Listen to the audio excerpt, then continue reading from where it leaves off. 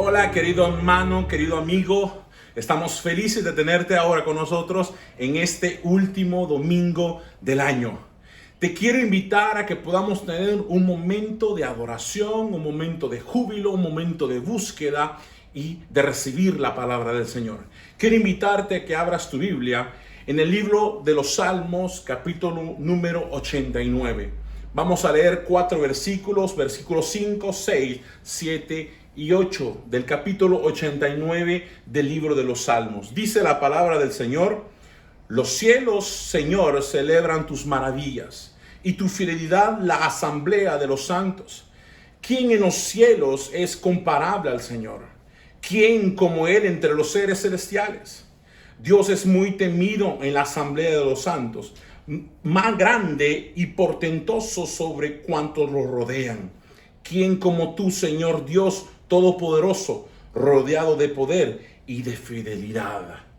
Damos gracias al Señor, porque a pesar de cada momento de sufrimiento que este año 2020 ha traído a esta tierra, Dios ha sido fiel. Dios ha sido misericordioso. Y la prueba de ello es que tú y yo hoy gozamos de este momento especial. De un momento en el cual vamos a poder darle gracias a Dios por la fidelidad que Él ha tenido con nosotros, por su misericordia en cada instante y porque su mano preciosa siempre nos ha guardado.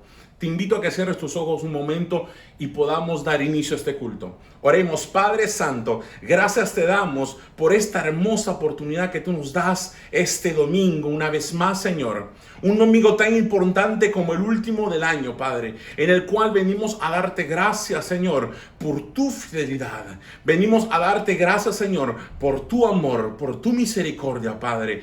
Este domingo queremos que sea un domingo, Señor, donde tú nos hables, donde tú, Señor, toques nuestro corazón, donde tú, Señor, puedas indicarnos el camino a seguir en este 2021 que se acerca. Te pedimos hoy, Señor, que recibas la alabanza que te pertenece. Recibe toda gloria y honra, Señor, y que este día, Señor, podamos adorarte en espíritu y en verdad, Señor, como tú buscas adoradores, oh Padre Santo, en el nombre de Cristo Jesús. Gracias. Hermano, aprovechemos este instante, aprovechemos este domingo y festejemos que el Señor y su misericordia nos rodean a nosotros y a nuestras familias. Amén.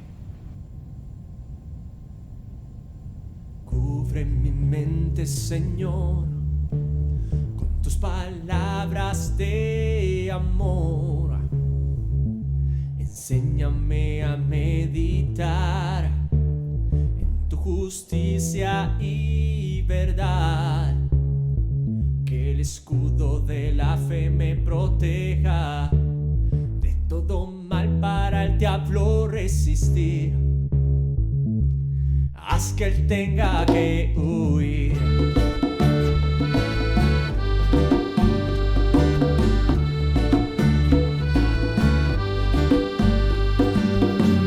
Dios, en tu presencia quiero estar.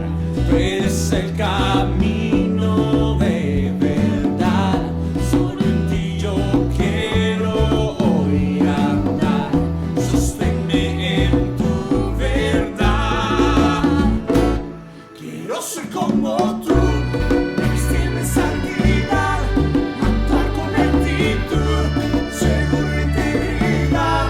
Quiero ser como tú, vestirme en santidad, actuar con rectitud,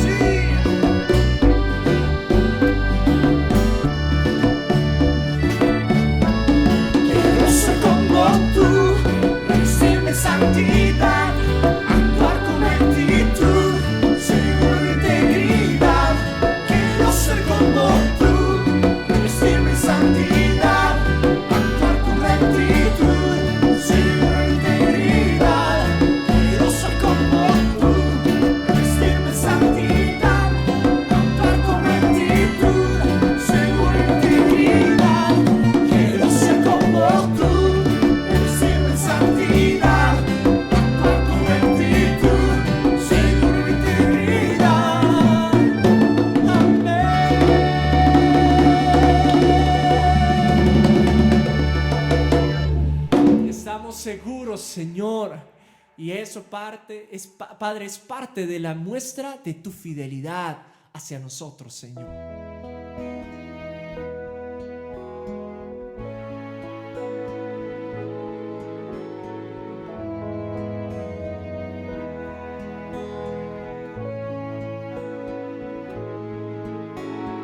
Aunque ande en sombras, oh muerte me aceche, mi alma confiará en tu fidelidad.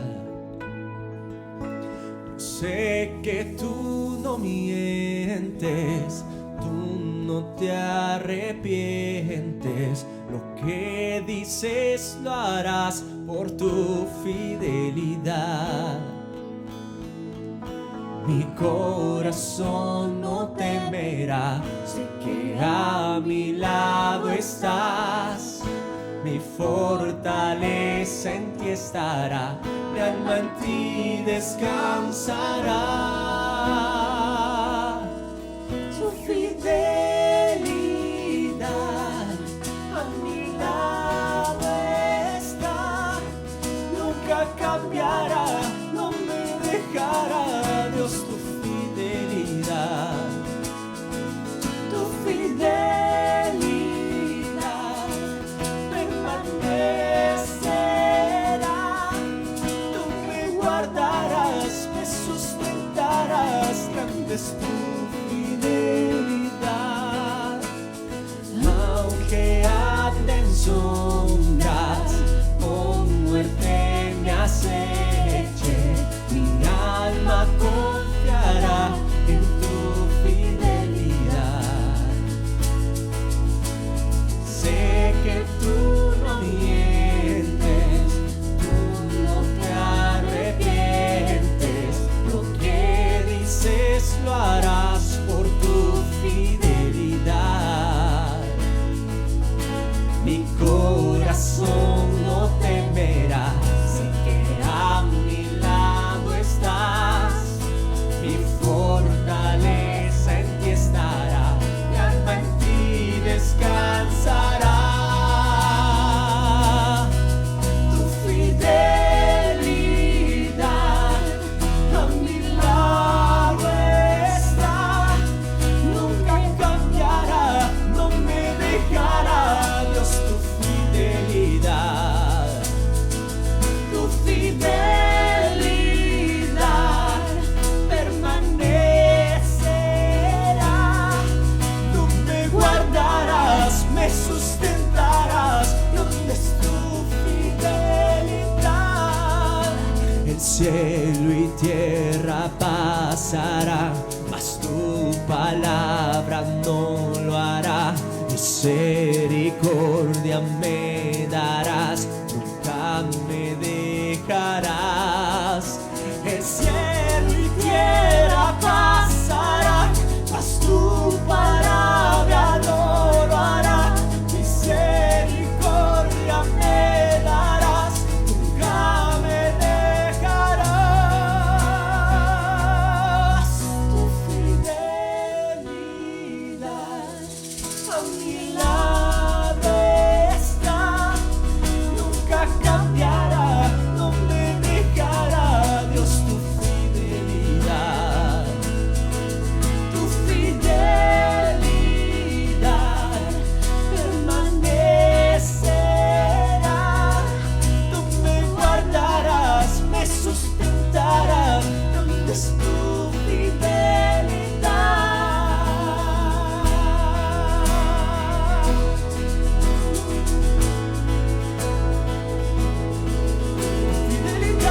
Señor? Es grande.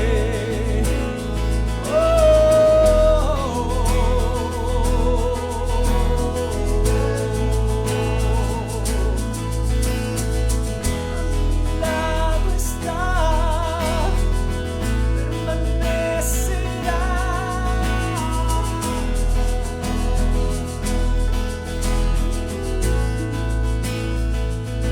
No cambiará, Señor Jesús.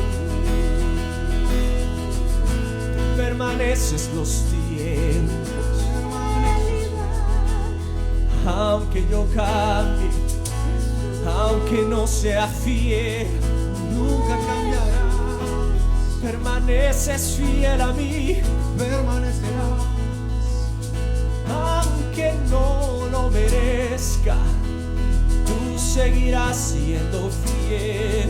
Seguirás siendo Porque no hay nada que yo pueda hacer o que deje de hacer para que tú varíes. Tú no tienes sombra de variación. Eres el mismo de ayer, el mismo de hoy, y por los siglos tú serás.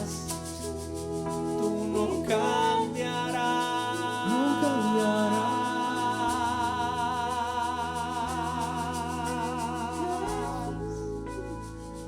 No cambiarás. Pasarán los años, pasarán generaciones, pasarán las modas, tu palabra no pasará, Señor. Tú no pasarás, Señor. Eres inmutable, Señor. Ese Dios de Adán que estuvo en el Edén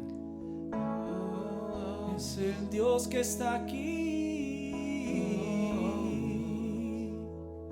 Un encuentro en mí vino a encontrarse contigo hoy.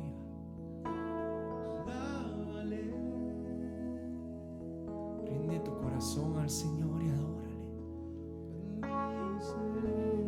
porque Él permanece fiel, su palabra permanece fiel. Él no cambiará. A pesar que tú hayas fallado, a pesar que lo hayamos negado, Siempre te amará. su fidelidad no va a cambiar. Su fidelidad no va a dejar de ser. Su fidelidad es grande. Sin Gracias, oh Señor.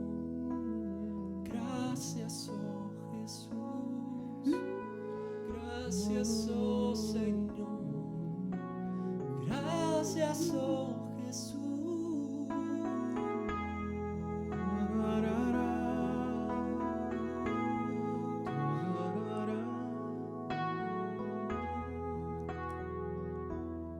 Mil gracias, Señor.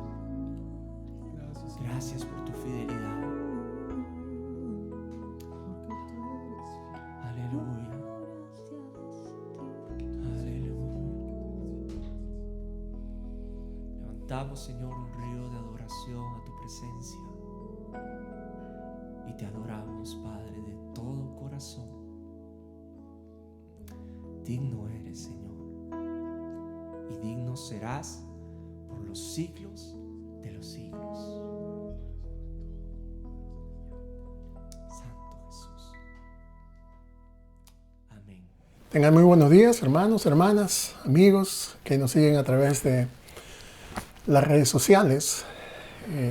Estamos muy agradecidos de poder nuevamente estar reunidos este segundo domingo de este nuevo año. Nuevamente reiterarles mis deseos de que este año 2021 sea de gran bendición para su vida, para su familia, para su hogar, para nuestra congregación, para todas las congregaciones. Ha sido un año muy difícil, 2020, y entramos a este 2021 con la expectativa y el deseo y la esperanza de que las cosas puedan cambiar, que muy pronto podamos abrazar a los que no hemos abrazado, que podamos saludar a aquellos que no hemos saludado, que podamos reunirnos con aquellos que hace mucho tiempo no vemos y que realmente pueda ser un año de gran bendición para la iglesia y para nosotros en lo personal. Así que con ese deseo y con esa oración vamos a seguir adelante en este año 2021. Vamos a continuar estudiando la palabra de Dios. Y como ustedes ya lo saben, estamos estudiando el Evangelio de Marcos, así que el día de hoy vamos a continuar la meditación en el capítulo 9, que dice de la siguiente manera, el versículo 1 hasta el versículo 8. Dice la palabra de Dios, y añadió, Les aseguro que algunos de los aquí presentes no sufrirán la muerte sin antes haber visto el reino de Dios llegar con poder. 6 días después, Jesús tomó consigo a Pedro, Jacobo y a Juan y los llevó a una montaña alta donde estaban solos. Allí se transfiguró en presencia de ellos. Su ropa se volvió de un blanco resplandeciente como nadie en el mundo podría blanquearla. Y se le aparecieron Elías y Moisés, los cuales conversaban con Jesús. Tomando la palabra, Pedro le dijo a Jesús: Rabí, qué bien que estemos aquí. Podemos levantar 3 albergues, uno para ti, otro para Moisés y otro para Elías. No sabía qué decir porque todos estaban asustados. Entonces apareció una nube que los envolvió, de la cual salió una voz que dijo: este es mi hijo amado, escúchenlo. De repente, cuando miraron a su alrededor, ya no vieron a nadie más que a Jesús. Amén. El pasaje que nosotros hemos leído es el pasaje que comúnmente se llama como la transfiguración de Jesús. Es uno de los acontecimientos más notables del ministerio del Señor Jesús, o el ministerio terrenal del Señor Jesús, incluyendo la muerte y la resurrección. En realidad, algunos comentaristas consideran que dentro de los acontecimientos que marcaron la vida de Jesús, este momento que ocurre en el cual el Señor se transfigura es uno de los 3 más importantes, incluyendo su nacimiento y también su resurrección. Ahora, este acontecimiento que hemos leído y en el cual vamos a meditar es un acontecimiento que no se iba a repetir ya más. Es algo que realmente los discípulos no podrían contemplar o no podrían ver, por lo menos estos 3 a los cuales el Señor Jesús llamó hasta el momento que estuvieran en la presencia del Señor. Y lo que hace el Señor Jesús en este momento es revelar su gloria a sus discípulos. Ahora, tan impactante fue este milagro que se llevó a cabo que años más tarde Pedro y Juan escribirían en sus epístolas lo que ellos habían experimentado, lo que realmente significó para ellos. Por ejemplo, leemos en la carta de Pedro, la segunda carta de Pedro en el capítulo 1, versículo 16 al 18, que dice Pedro contando su testimonio. Dice: cuando les dimos a conocer la venida de nuestro Señor Jesucristo en todo su poder, no estábamos siguiendo sutiles cuentos supersticiosos, sino dando testimonio de su grandeza, que vimos con nuestros propios ojos. Él recibió honor y gloria de parte de Dios el Padre, cuando desde la majestuosa gloria se le dirigió aquella voz que dijo: ese es mi Hijo amado, estoy muy complacido con él. Nosotros mismos oímos esa voz que vino del cielo cuando estábamos con él en el Monte Santo. O sea que lo que estamos viendo en este momento, lo que estamos leyendo es la narración de lo que significó este momento para Pedro. Pedro está escribiéndole a los cristianos y él está dando a conocer, está dando testimonio de lo que realmente ocurrió en este pasaje que nosotros encontramos en el Evangelio de Marcos, capítulo 9, y que también podemos leerlos en los Evangelios sinópticos, en el Evangelio de Mateo, capítulo 17, y en el Evangelio de Lucas, el capítulo 9. Pero no solamente Pedro, sino que Juan también, él narra lo que él vio, él da su testimonio de lo que él experimentó. Y en el Evangelio, en su Evangelio, en el capítulo 1, en el versículo 1, que es muy conocido, y el versículo 14, leemos lo siguiente: en el principio ya existía el Verbo, y el Verbo estaba con Dios, y el Verbo era Dios. Y el versículo 14, Juan dice: y el Verbo se hizo hombre y habitó entre nosotros. Y hemos contemplado su gloria, la gloria que corresponde al Hijo unigénito del Padre, lleno de gracia y de verdad. Entonces, nosotros vemos cómo Pedro y Juan, ellos hacen referencia a lo que ellos habían experimentado, el impacto tan grande que tuvo este milagro de Jesús, y que es básicamente aquello de lo cual este pasaje o estos versículos se ocupan. Pero para poder entender la transfiguración, debemos nosotros considerar nuevamente el contexto de este pasaje, lo que hemos estado nosotros considerando en los capítulos precedentes, en los cuales Jesús ha ido revelando de manera gradual su identidad. Por ejemplo, Solamente para mencionar algunos detalles, nosotros hemos leído en el capítulo 8, en el versículo 28, de que Jesús pregunta acerca de cuál era la opinión que tenían las personas de él, y algunos dijeron de que consideraban que Jesús era Juan el Bautista, ¿sí? Que era Juan el Bautista, o que era Elías, o que era algún profeta del Antiguo Testamento que habían regresado. Pero cuando Jesús le pregunta a sus discípulos quién realmente creían ellos que era Él, entonces nosotros vemos en el versículo 29, capítulo 8, como Pedro, por revelación divina, él reconoce que Jesús era el Cristo, era el Mesías de Dios. Ahora, inmediatamente después de la confesión de Pedro, de estas palabras de Pedro, Jesús comienza a enseñarles, comienza a darles una nueva instrucción. No había hecho esto antes, y comienza a decirles de que Él tenía que sufrir y que iba a morir, y no solamente que iba a morir, sino que iba a resucitar. Ahora, en su momento dije que esta información, esta enseñanza que Jesús le está dando a los discípulos, los desestabilizó por completo, porque iba en contra de las expectativas que ellos tenían como judíos. Entonces no pudieron, por lo que nosotros leemos en los pasajes, en los versículos del capítulo 8, no entendieron lo que Jesús les estaba hablando. Entendían porque Dios se los había revelado de que Jesús era el Mesías, pero no entendían que el Mesías debía de sufrir y debía después de resucitar. Eran verdades que no comprendían. En este momento no comprendían por qué Jesús debía morir. Más adelante, cuando Jesús resucita, entienden qué es lo que Jesús les había estado hablando, pero en este momento no les es posible poder entender con claridad. Aparte de eso, Jesús les dice a ellos de que si realmente querían ser sus discípulos, entonces tendrían que tener en cuenta tres cosas. La primera de ellas era negarse a sí mismo, lo segundo era tomar su cruz, y lo tercero era seguirlo, ¿cierto?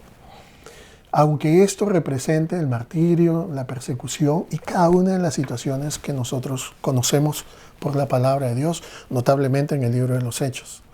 Entonces, tan pronto como Jesús dice todas estas cosas, nosotros vemos cómo Jesús concluye este discurso con unas palabras que son extrañas, porque básicamente dice en el versículo 1 de ese capítulo 9, les aseguro que algunos de los aquí presentes no sufrirán la muerte sin antes haber visto el reino de Dios llegar con poder. Por cierto, quiero decir que rápidamente las divisiones que nosotros encontramos en nuestras Biblias no han considerado en muchos momentos como este el contexto, porque este versículo 1 forma parte, o sería la conclusión del capítulo 8. Pero lo vemos iniciando el capítulo 9, y es por eso de que nosotros lo consideramos ahora. Pero este versículo número 1 ha sido un versículo que ha creado mucha confusión y mucho debate entre los cristianos. Hay muchas personas que interpretan este pasaje y llegan a la conclusión de que Jesús está haciendo referencia cuando dice de que no sufrirán la muerte sin antes haber visto el reino de Dios llegar con poder, que Jesús está haciendo referencia a su segunda venida. El problema es que según esta interpretación, podemos concluir de que Jesús se equivocó. ¿Por qué? Porque según ellos, la conclusión a la cual llegan es de que el Señor Jesús no ha regresado a la tierra todavía para poder establecer su reino. Ahora, es verdad que ya pasaron más de 2000 años del momento que Jesús dijo estas palabras y que Él no ha venido, ¿cierto? Es verdad que todos los presentes en ese día, hace tiempo, ya murieron, y básicamente Jesús todavía no ha regresado por segunda vez. Pero algo que también es cierto es que Jesús no ha regresado y que todos sus discípulos murieron antes de que Él viniera por segunda vez. Pero eso no significa de que realmente estas palabras sean un error de parte de Jesús. ¿Por qué? Porque, nuevamente, si uno lo interpreta considerando que Jesús está hablando acerca de su segunda venida, entonces tenemos que llegar a esa conclusión, que ha sido un error. Pero si nosotros lo consideramos teniendo en cuenta el contexto del pasaje. Y si analizamos cuidadosamente estos versículos, nos vamos a dar cuenta de que Jesús no está hablando de su segunda venida, sino que está hablando de la transfiguración. Está hablando acerca de la experiencia que iban a tener algunos de sus discípulos. Ahora, 3 de los discípulos que estuvieron allí tuvieron el privilegio de ver a Jesús transfigurado, de poder ver a Jesús cómo sería en el futuro, cómo sería cuando Jesús viniera por segunda vez. Cuando dice la Biblia que vendrá, ¿cierto?, en la gloria del Padre, que vendrá con los ángeles. Entonces, lo que nosotros vemos es eso, cómo Jesús va revelándose, se revela a ellos, pero no tienen nada que ver, las palabras del versículo 1 no tienen nada que ver con la segunda venida, ni tampoco significa de que Jesús se equivocó. Jesús está hablando de su transfiguración. Así que lo que hace el Señor es aprovechar la oportunidad para poder revelarle a sus discípulos su deidad, para que ellos pudieran conocer y tener una idea de su verdadera gloria. La gloria que tenía antes de venir a la tierra y la gloria que tuvo después de que partió de esta tierra. Pero el versículo 2 dice lo siguiente: 6 días después Jesús tomó consigo a Pedro, a Jacobo y a Juan y los llevó a una montaña alta donde estaban solos. Allí se transfiguró en presencia de ellos.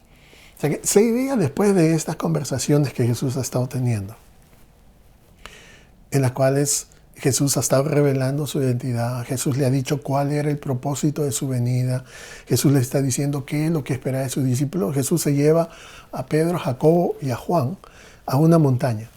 Ahora, es verdad que eran 12 los discípulos que seguían a Jesús, pero lo que nosotros vemos es de que fueron 3 los que él eligió para hacer este viaje, para que lo acompañaran.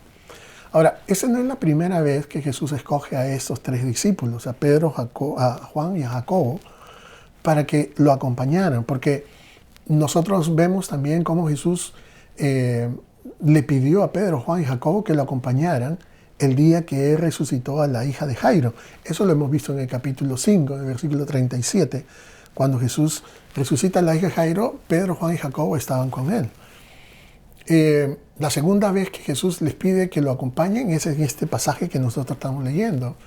Y la tercera vez que nosotros vemos cómo Jesús se lleva nuevamente a Pedro, a Jacobo y a Juan para que lo acompañen es un día antes de su muerte, y es cuando les pidió a ellos que los acompañaran en el huerto de Getsemaní. Y es un pasaje que también es muy conocido porque ustedes saben cómo Jesús les pide a sus discípulos que oren, que está pasando un momento muy difícil, y nosotros sabemos cómo ellos se quedaron dormidos. Entonces, en resumen, esos 3 hombres tuvieron el privilegio de ver cosas que los otros discípulos nunca llegaron a presenciar, por lo menos nunca durante su vida terrenal. Y aquí hay una verdad muy interesante a considerar. Y básicamente es el hecho de que Jesús buscara a estos 3 discípulos para que los acompañara, no implicaba que Jesús los amara más a ellos que a los otros. Es evidente que Pedro y Juan y Jacobo disfrutaban de una relación más cercana con el Señor que lo que los otros discípulos podrían tener. Pero algo que nosotros sabemos por la palabra de Dios es de que Dios no hace acepción de personas. Nunca favorece a unos por encima de otros. Nunca ama a unos más que a otros. Pero también es verdad que Dios tiene un tipo de relación, o que muchos cristianos tienen un tipo de relación mucho más cercana a Dios que otros.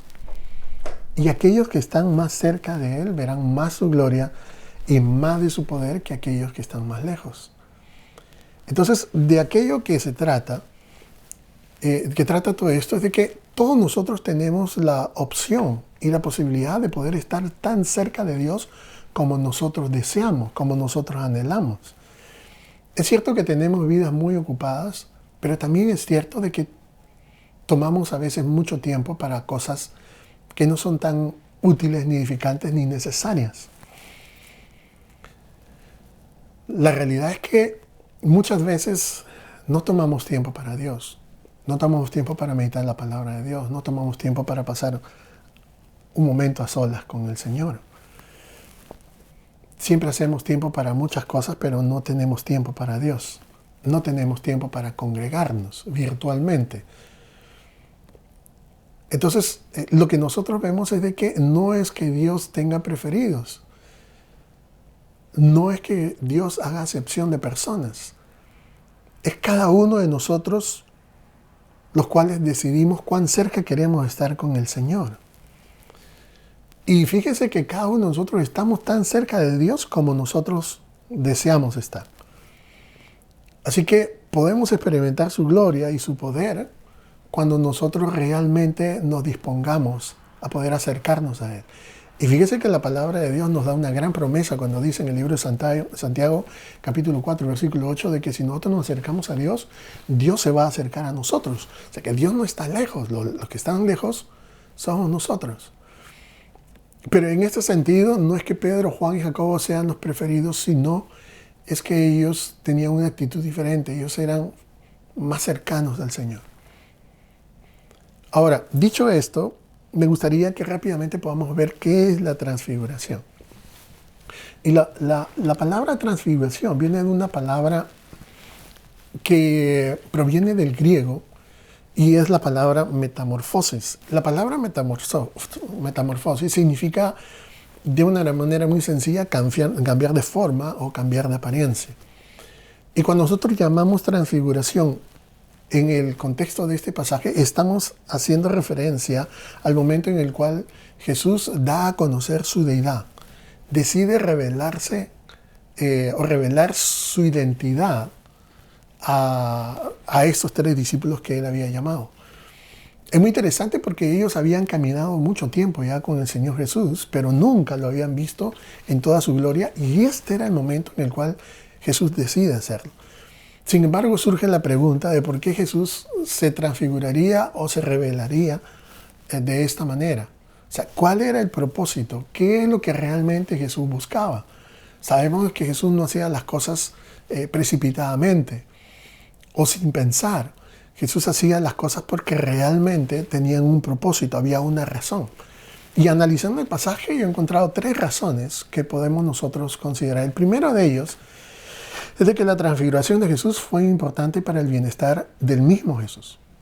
¿En qué sentido podemos decir esto? Es de que Jesús ha comenzado a decirle a sus discípulos que muy pronto iba a morir en la cruz.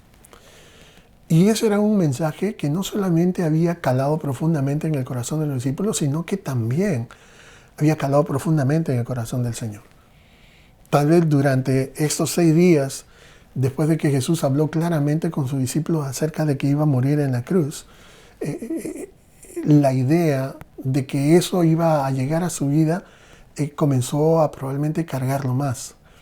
Y esto no tiene nada que ver con el desánimo o el hecho de que realmente Jesús dudara hacerlo. Nosotros sabemos de que Jesús vino a esta tierra para morir por nosotros.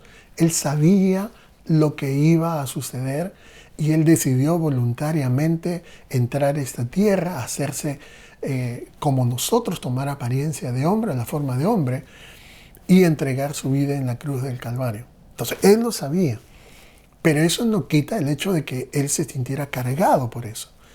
Nuevamente, el hecho de que Jesús llamara a sus discípulos, a Pedro, Juan y Jacobo, para que oraran con Él en el jardín de Getsemaní, el día que fue traicionado y que fue vendido por Judas a las autoridades religiosas judías, nosotros vemos que Jesús estaba cargado.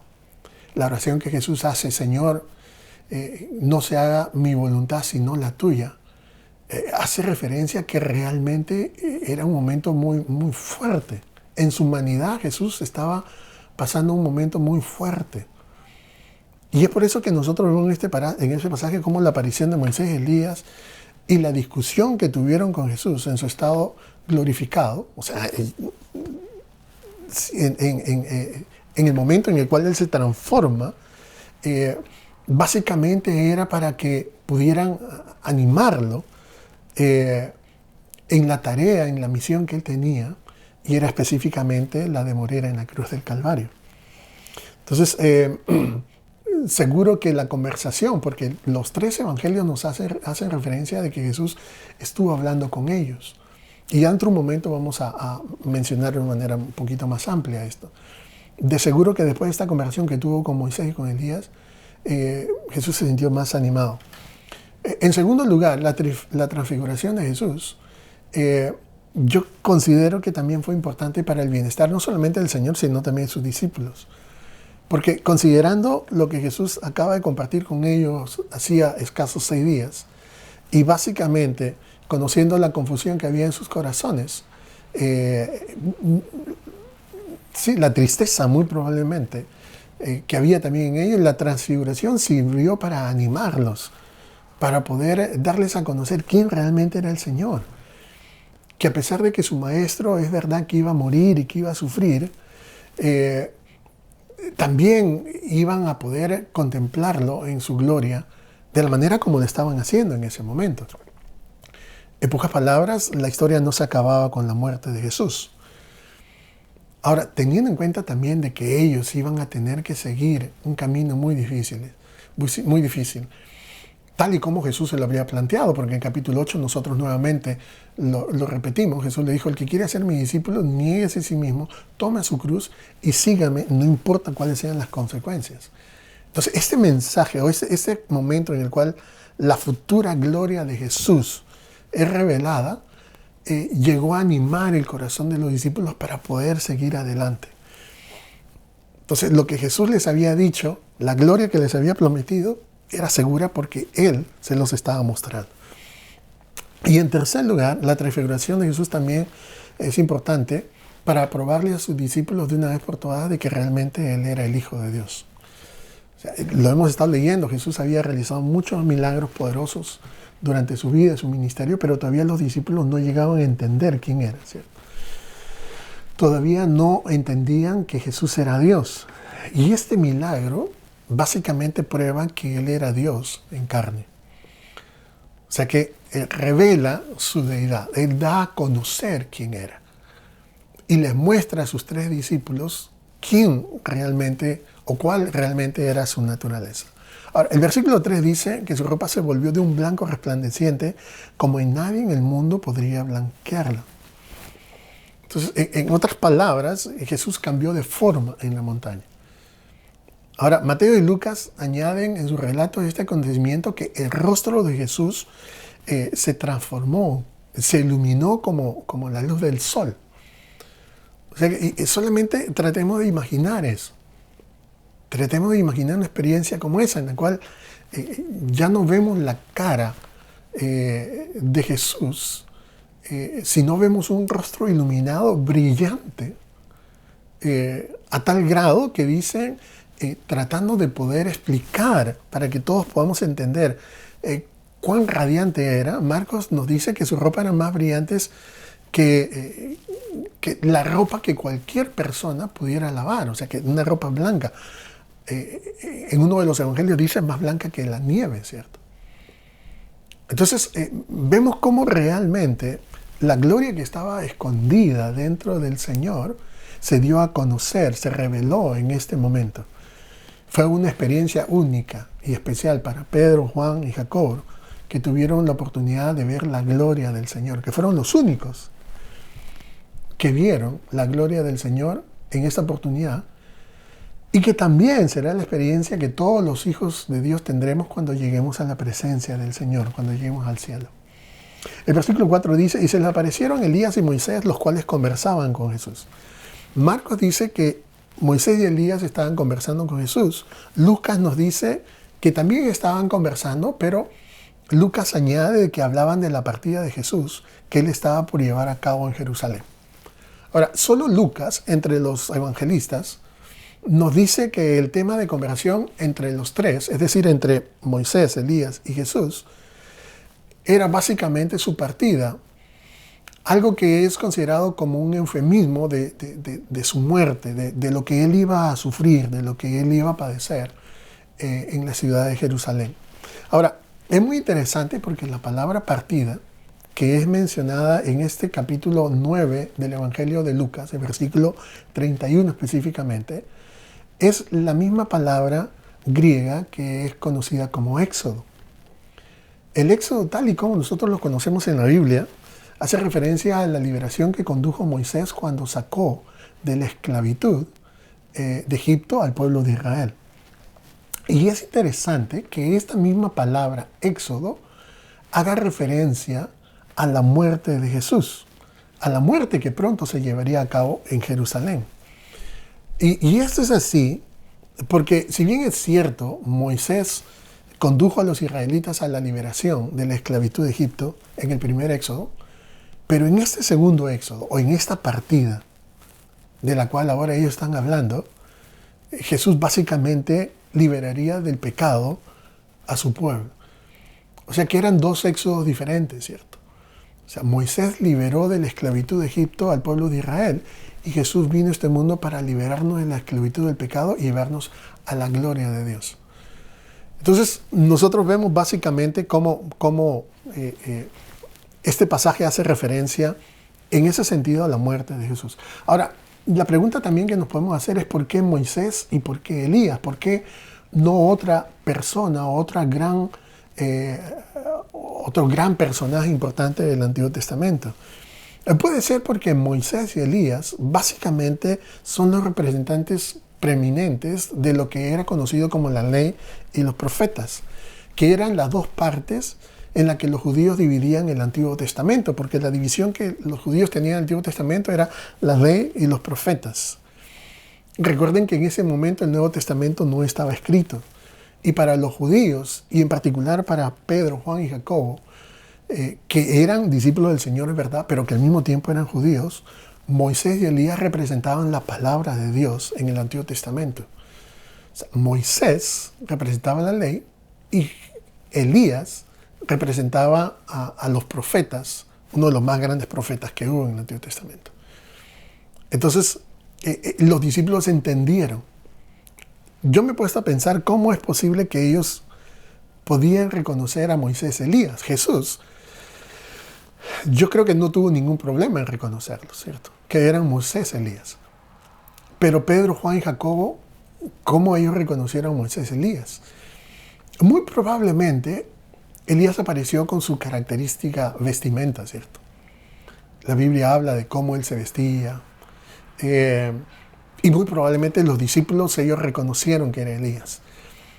Y de Moisés, muy probablemente la cara de Moisés también estuvo resplandeciendo, haciendo referencia al momento cuando Jesús bajó del monte Sinaí con las tablas de la ley. Entonces, hay maneras de poder saber que ellos, sin que Jesús les dijera quiénes eran, reconocieran que han sido. Pero lo más importante de todo esto es de que los discípulos sabían que la totalidad de la enseñanza del Antiguo Testamento hacía referencia a la venida de un Mesías.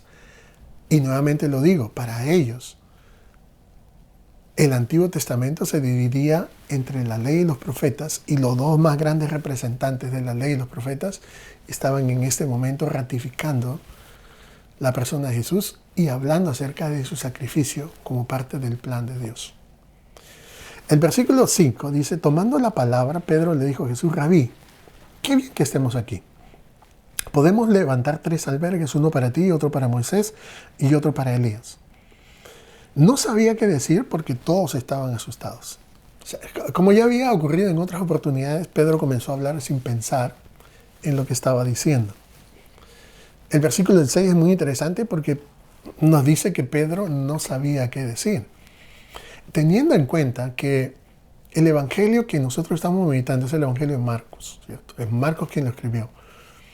Pero de acuerdo a la tradición, fue Pedro quien le compartió el contenido de este evangelio. Entonces, nosotros vemos cómo Pedro, él está confesando, está diciendo qué es lo que él había hecho. Y le está diciendo a Marcos, yo no sabía qué decir. Y como no sabía qué decir, entonces dije lo primero que se me pasó por la cabeza. Y lo primero que se me pasó por la cabeza, dijo, Señor, qué bueno que estemos aquí. ¿Por qué no hacemos 3 enramadas, 3 albergues o 3 tabernáculos? Uno para ti, uno para Moisés y otro para Elías. Entonces, lo que nosotros vemos que la opinión no solicitada de Pedro era la de poder construir 3 recordatorios, ¿cierto? Uno para cada uno de los personajes que ellos habían estado viendo. Y muy probablemente Pedro estaba sugiriendo que la experiencia que ellos habían tenido en la montaña se pudiera prolongar. Porque realmente debe haber sido una experiencia impactante, ya lo hemos leído, la manera como ellos definen la experiencia que habían vivido en este momento. Pero sea como fuere, Pedro estaba diciendo algo que no debía de decir, que no debía haber dicho. ¿Cómo lo sabemos eso? Es porque el mismo Dios Padre lo corrige. Y el versículo 7 dice, entonces apareció una nube que los envolvió, de la cual salió una voz que dijo, este es mi Hijo amado, escúchenlo. De repente cuando miraron a su alrededor ya no vieron a nadie más que a Jesús. O sea que después de la opinión no solicitada de Pedro, nosotros vemos como Marcos menciona otro evento inusual. Y es que una nube vino sobre el monte y Dios habló a través de esa nube. O sea, la presencia de Dios en ese momento se manifestó. Y el Padre afirmó que Jesús era su Hijo y amonestó a Pedro y a los demás a que lo escucharan con gusto. Eso es básicamente lo que nosotros vemos. Ahora, ¿cuál fue la razón de que Dios corrigiera la intención de Pedro? O sea, ¿por qué Dios hizo lo que en este momento Marcos nos está narrando? El problema era que Pedro estaba ofreciendo igual honor a Moisés, a Elías y a Jesús, sin darse cuenta de que en realidad lo que estaba viendo no giraba en torno a la persona ni de Moisés ni de Elías, sino solamente de Jesús. O sea que lo que Dios Padre en este momento está diciendo es básicamente si a alguien ustedes tienen que reconocer, no es Elías, no es Moisés, es a mi Hijo Jesús. Es la persona, a Él escuchan, ¿no es cierto? Y es por esta razón que Dios habla desde el cielo y proclama la unicidad del Hijo y proclama el respaldo y la aprobación de Él como su Hijo cuando dice, Él es mi Hijo amado. De la misma manera como lo sucedió en su bautismo. Él es mi Hijo amado en el cual yo me complazco. O sea que básicamente lo que Dios está diciendo es de que no había que poner la mirada en otras personas, que no había que poner la mirada en otro tipo de experiencia, por muy especial que pueda parecer, sino solamente en la persona de Jesús. Y dice el versículo 8, después de que la nube, la presencia de Dios se disipara, solamente quedaron los que habían subido a la montaña, es decir, Jesús, Pedro, Juan y Jacobo. Y yo creo que el objetivo de que esto fuera así es para que los discípulos se dieran cuenta de que Jesús era solamente suficiente. Es verdad que fue muy emocionante el ver el rostro de Jesús transfigurado y la ropa de Jesús transfigurada y poder ver la gloria de Dios. Es verdad que debió haber sido emocionante el poder ver a Elías, el poder ver a Moisés. Pero en realidad ni Elías ni Moisés estaban ahí para el beneficio de los discípulos o para satisfacer la curiosidad de los discípulos. Si estos hombres tenían Jesús, tenían todo lo que necesitaban.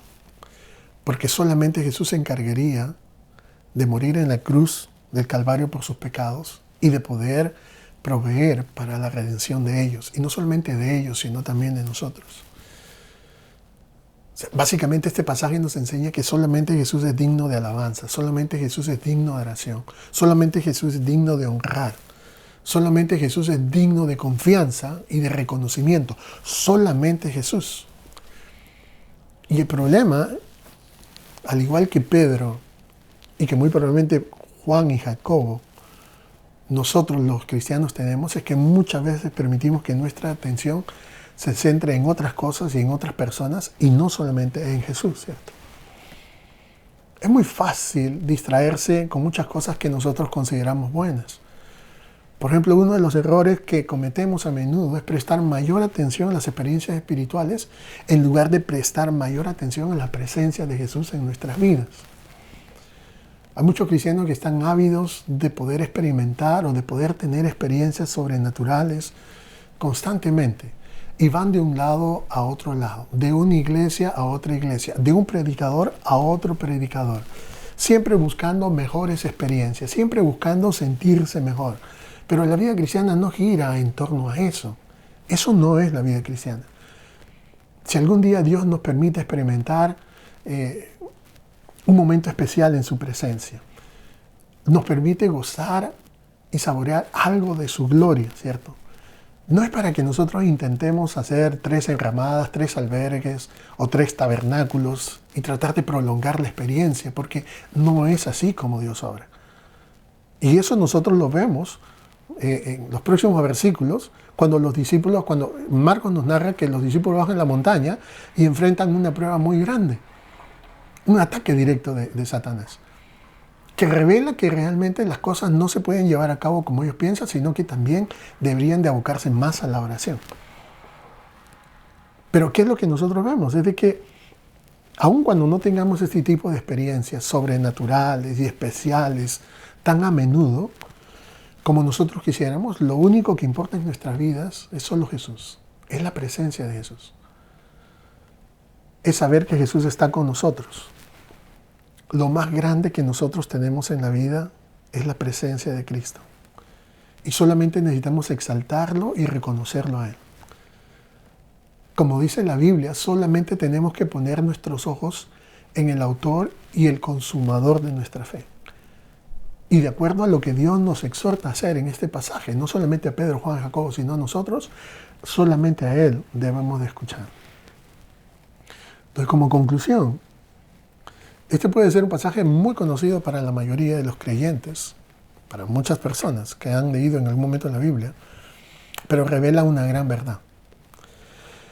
Y lo que nosotros vemos es que el sufrimiento pronto llegaría a la vida de los discípulos. Y ellos necesitaban ser capaces de soportar, de poder mantenerse firmes y de continuar hacia adelante a pesar de las dificultades que iban a vivir.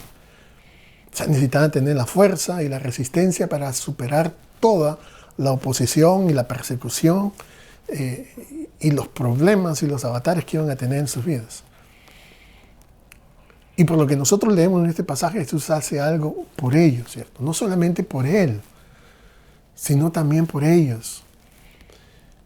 Y es revelar su identidad, revelar su naturaleza, revelar su deidad, para que cuando ellos se recordaran de este acontecimiento, su fe se viera fortalecida. Y es eso lo que nosotros vemos en el testimonio de Pedro y de Juan. Y cómo ellos compartían con los creyentes.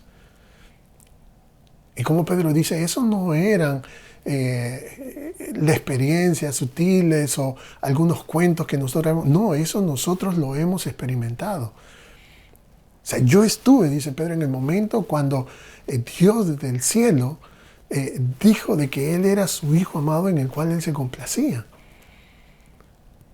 Y como Juan dice, nosotros hemos visto la gloria de Dios, ¿cierto? Es más, en su primera carta, Juan dice lo que hemos visto, lo que hemos tocado, lo que hemos palpado, lo que hemos experimentado. Eso es lo que nosotros hablamos acerca de Jesús. O sea, que ellos habían tenido una experiencia. Y esa experiencia es de ver a Jesús glorificado como en este momento. Entonces, los discípulos necesitarían el recuerdo de la gloria del Señor cuando se enfrentaran a las dificultades en el futuro. Los discípulos necesitarían aprender que solo Cristo es suficiente, que solo a Cristo es lo que ellos necesitan. Porque si uno tiene a Cristo, lo tiene todo. Y si uno no tiene a Cristo, no tiene nada en este mundo. Esa es la verdad. Y de la misma manera, nosotros también necesitamos recordar esta verdad de vez en cuando. Necesitamos recordar esta verdad muy a menudo. ¿Por qué? Porque todos nosotros enfrentamos temporadas difíciles en nuestra vida. Tiempos en los cuales nos sentimos perdidos, nos sentimos desesperados, inseguros. No sabemos qué es lo que será el día de mañana, qué nos depara, cambiarán las cosas, no cambiarán. Incluso hay situaciones que muchas veces hacen tambalear los fundamentos de nuestra fe o que nos llevan a pasar por momentos en cuando nuestra fe se ve confrontada y se ve probada. Pero en esos momentos de incertidumbre, desesperación, lo único que nosotros tenemos que recordar es que lo más grande, lo más precioso que nosotros tenemos en esta vida es a Jesús. Él es la perla de gran valor que nosotros hemos hallado. Ese es el tesoro más grande que nosotros tenemos. Es el regalo de Dios para nuestras vidas. Lo más grande que nosotros tenemos es a Jesús. Y también recordemos algo que es muy importante y con esto voy a finalizar. tenemos que recordar siempre que después de esta vida hay un mundo mucho mejor que nos espera. Eso es lo que también revela este pasaje con la transfiguración de Jesús. Jesús dijo de que Él se iba de este mundo para ir a preparar morada para nosotros. Y todos los creyentes tenemos la esperanza de que partiendo de este mundo vamos a estar en la presencia del Señor. Y vamos a ir a ese lugar que Jesús ha preparado para nosotros. Un lugar donde no hay pecado, donde no hay enfermedad, donde no hay separación, donde no hay tristeza, donde no hay dolor, donde no hay lágrimas. Es un lugar donde Jesús es glorificado y todos los hijos de Dios veremos a nuestro Redentor en toda su gloria, como Pedro, Juan y Jacobo lo vieron en este momento. Y lo más importante de todo es que lo vamos a ver cara a cara. Así que esta es la verdad que nosotros encontramos en este pasaje. Así que ánimos, hermanos, ánimos. Es verdad que estaremos pasando momentos difíciles, pero lo más importante que nosotros tenemos es a Jesús. Puede ser que no tengamos la oportunidad de congregarnos en un local de iglesia, pero tenemos a Jesús. Puede ser que no tengamos la oportunidad de compartir nuestra fe como la compartíamos antes, pero tenemos a Jesús. Puede ser que no tengamos la compañía de los hermanos de nuestra congregación y aquellos que nos animan, nos alentamos, pero tenemos a Jesús. Y después de todas las cosas que podamos experimentar y todas las experiencias que podamos tener y todas las cosas que nos puedan producir gozo, lo que nosotros siempre debemos recordar es que tenemos a Jesús con nosotros. Vamos a orar. Señor, te damos gracias en este momento por tu palabra, por este pasaje tan especial, no solamente para la vida de estos 3 discípulos, sino también para la vida de todos aquellos que ahora podemos contemplar y podemos deleitarnos en la meditación y la reflexión de este pasaje. Señor, sabemos que tú tuviste un propósito para poder revelarte en ese momento a tus discípulos. Propósitos que no solamente los iban a beneficiar a ellos, sino que a nosotros también. Porque después de todas las cosas que tú le dijiste acerca de lo duro que iba a ser la continuación de tu vida, cómo tenías que sufrir y morir en la cruz y cómo ibas a ser rechazado por los líderes religiosos de Israel.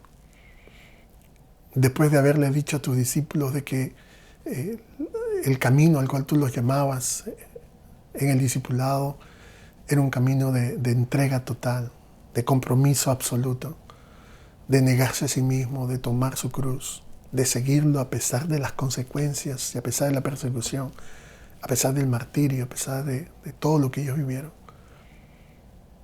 Era necesario que tú les mostraras, Señor, que a pesar de mucho sufrimiento siempre habrá gloria, siempre habrá honra. Que el futuro que nosotros tenemos es mucho mejor que el presente que vivimos.